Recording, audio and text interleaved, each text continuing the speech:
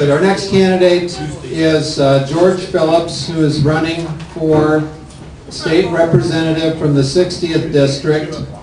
And I have to tell you, the first time that I met George was in a smoke-filled upper room. I don't know nothing.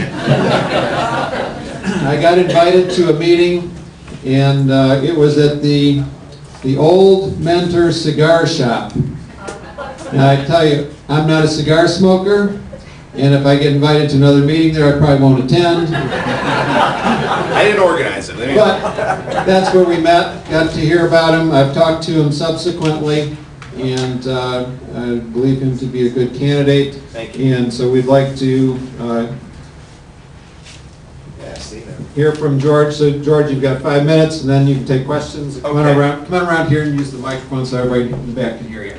You guys hear me if I don't use it? Use it. Use it? Okay. Darn, I got this written out too. Okay. Well, first of all, let me tell you a little bit about myself. My name is George Phillips, and I am your candidate for the Ohio House of Representatives in the 60th District. Now, Lake County is split into 2 districts, District 61, which is currently held by Mr. Young, and District 60. So here's where District 60 lies. And if you live in there, my petitions are in the back. Wickliffe, Willowick, Eastlake, Lakeline, Timberlake, Willoughby, Mentor on the Lake, Mentor Ward 4, Grand River, Fairport Harbor, Paynesville, and a very, very, very, very, very, very, very small part of Paynesville Township. A little bit about me. I have a Bachelor of Science in Business Administration, concentrating in finance, and an MBA, concentrating in public administration. I spent 12 years in the private sector, working in the insurance and the financial services industry. Mostly healthcare, health insurance, financial services, running banks, things of that nature. 4 years of public sector work experience. Most recently, I worked as the Council Services Coordinator for the inaugural Cuyahoga County Council. And yes, I'm a Republican. I left the County Council on my own accord in August. I resigned to pursue my 2 passions. The first is my small business, which I operate with my wife. We offer a service effectiveness enhancement training seminar, and we also do economic forecasting for businesses large and small throughout the country. My second passion is public service, and that is why I'm running for the House. Yet choosing to leave the county and the financial security it gave me was certainly a risk. My wife and I sat down and planned it all out. We came up with a plan of fiscal responsibility and financial discipline. Our only precept in making, I'm just going to drop these. My only precept in making this decision was ensuring that our children would not suffer by the decisions that we are going to make with this. And you know what? We're doing it. My wife and I eat ramen noodles every night like we're still in college. It's been a long time since I've been in college.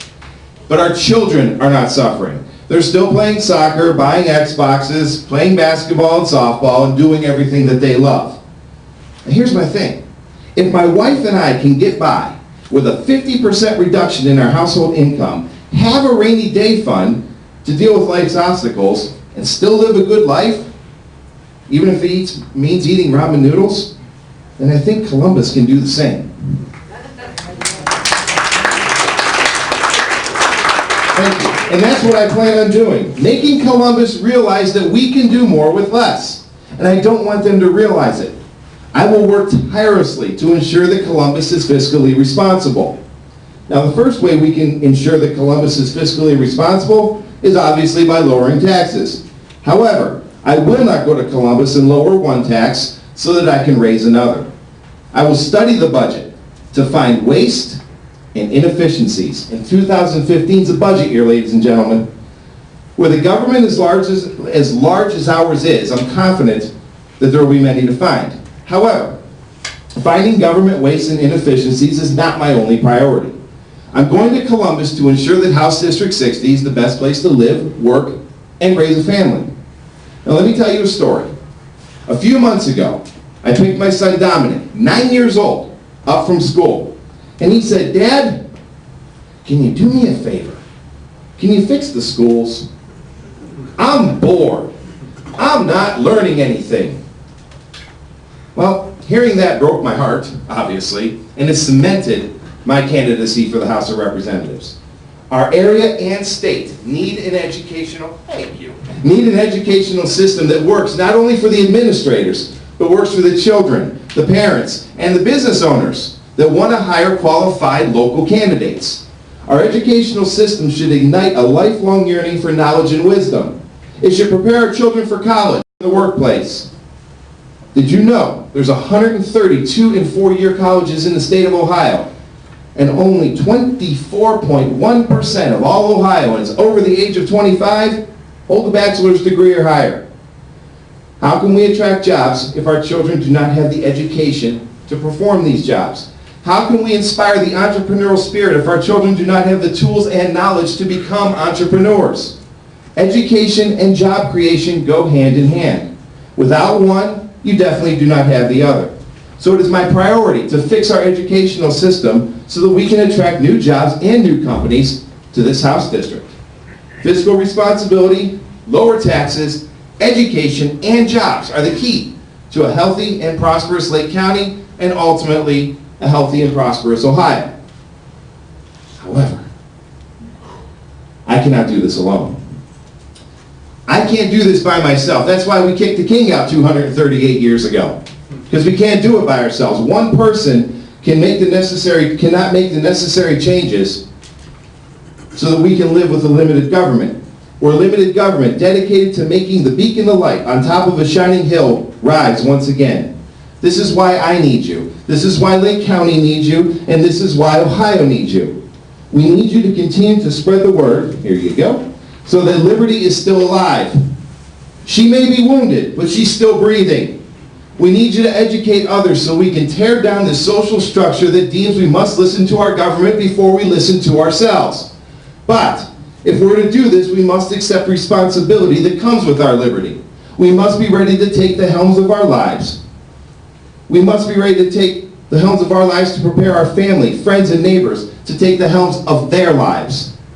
Susan B. Anthony said this in 1972. We, the whole people who formed this union, who formed it not to give the blessings of liberty, but to secure them, will finally begin to realize the dreams of our founding fathers. And those dreams is a limited government that is responsible with its finances, that only exists to secure the liberties of these people. This is why I'm running, so that liberty and prosperity can be passed down to the next generation, which is our children's generation. And by the way, I'll represent you. So, that's me, in a nutshell. I'll take questions. I love to do one-on-ones too, so feel free to ask questions here or I'll be around afterwards. That was quick. Hi. Hi. What do you know about Common Core since you want to help education? Common Core is a title to an educational system that I think needs fixed. Definitely. So I will go to Columbus. I'll be there to help you. Good, thank you. I appreciate that. Yes, ma'am. Do you know Ron Young or Matt Lynch? I know Ron Young and Matt Lynch both, yes. And what do you think of them? I think they're good public servants. In fact, Ron Young endorsed my candidacy.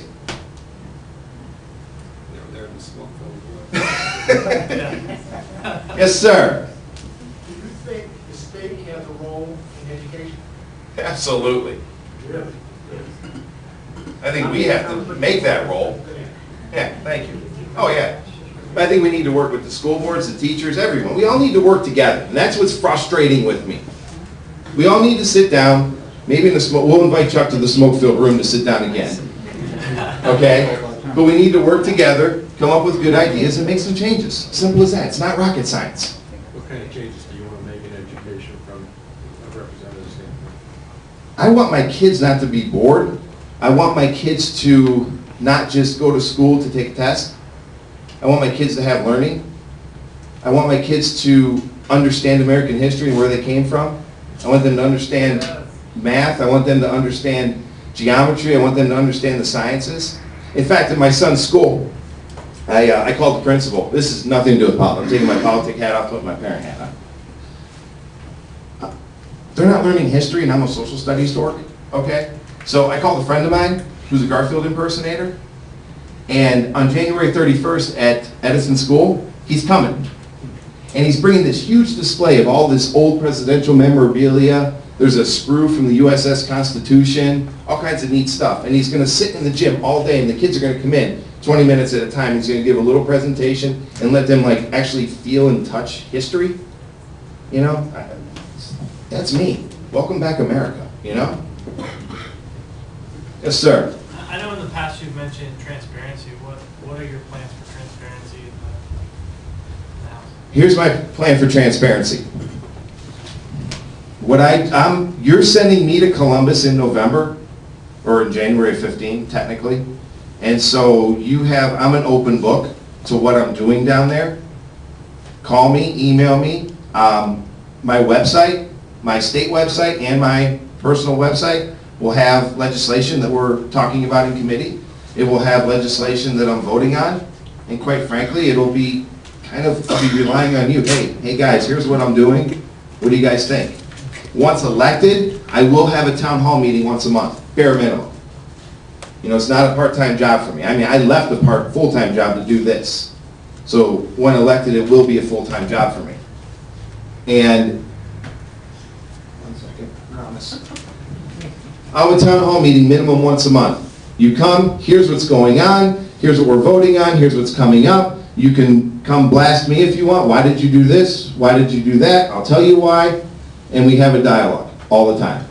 Utter transparency. I will have a 24-hour, I'm putting this on record now, 24-hour return phone call policy.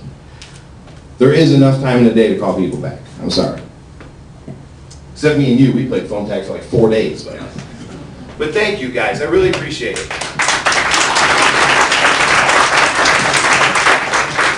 He did call me back, I just didn't, I wasn't there. See?